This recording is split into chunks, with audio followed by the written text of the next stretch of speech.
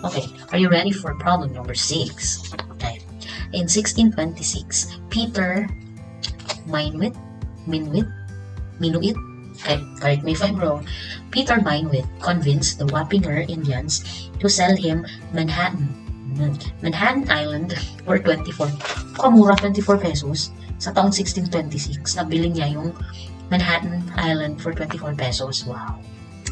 If the Native Americans had to put the 24 pesos into a bank account paying 5% interest, how much would the investment worth in the year 2000 if the interest were compounded monthly? Okay, so compound interest ito. Ito po ay example ng compound interest. At, ang gagawin natin, sige, lista muna natin lahat ng given. From 1626 up to the year 2000, sabi sa problem. 2,000. Ano pa? Binili ni Peter yung Manhattan Island at 24 pesos. Siguro dollars to, converted lang sa peso para magmukha lang siyang Pinoy. Anyway, so 24 pesos. Now, inipon muna ng mga Amerikano yung 24 pesos sa bank account. Paano daw? Ay, hindi. Nung nabili na ni Peter yung Manhattan, ang ginawa ng mga Indians or mga American Indians is ipunin na lang siguro natin yung 24 pesos, lagi natin sa bangko. Okay. Now, the interest rate is 5%. How much would the investment worth in the year 2000? Okay, so ang tinatanong is yung future worth nitong 24 pesos na may interest rate na 5% from 1626 to year 2000. Compounded monthly. Wow! Okay, balikan natin yung konting formula na natutunan natin. So, anong nawawala? Future worth. Anong kailangan natin? Pin. Or P times 1 plus I raised to N. Ito ang ko, diba? Ito ang P. Pero sumilip. Charis.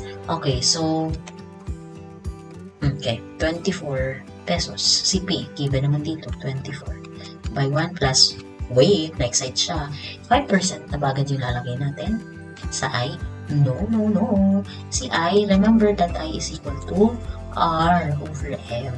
Kumbaga, i-consider mo na yan sa interest ng compounding interest. So, kung meron kang 5% na compounded monthly, ano na nga pag monthly? Every 12. Tama. Ayan o. M is equal to 12. So, meron na tayong 12 dito sa denominator. Oh. So, ibig sabihin pala ma'am, 5% over 12 yung I.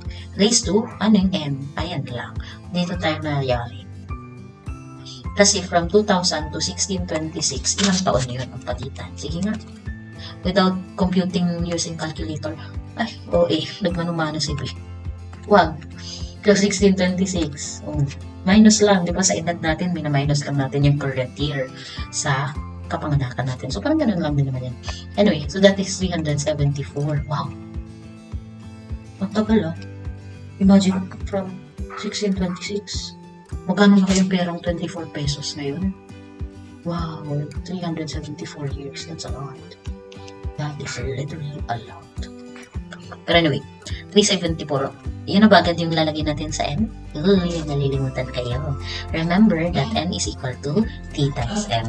So, 374, multiply ko pa siya sa compounding period, which is monthly, which is 12. Yan. So, the future worth now is equal to 24, quantity 1 plus 5% over 12, raised to 374 by 12. Or, in calculator form, that will become, sundan nyo na lang ako, raised to 374 by 12. Oh, napaka-okay naman ang presyo. What is that? Is that a billion? Wait, what?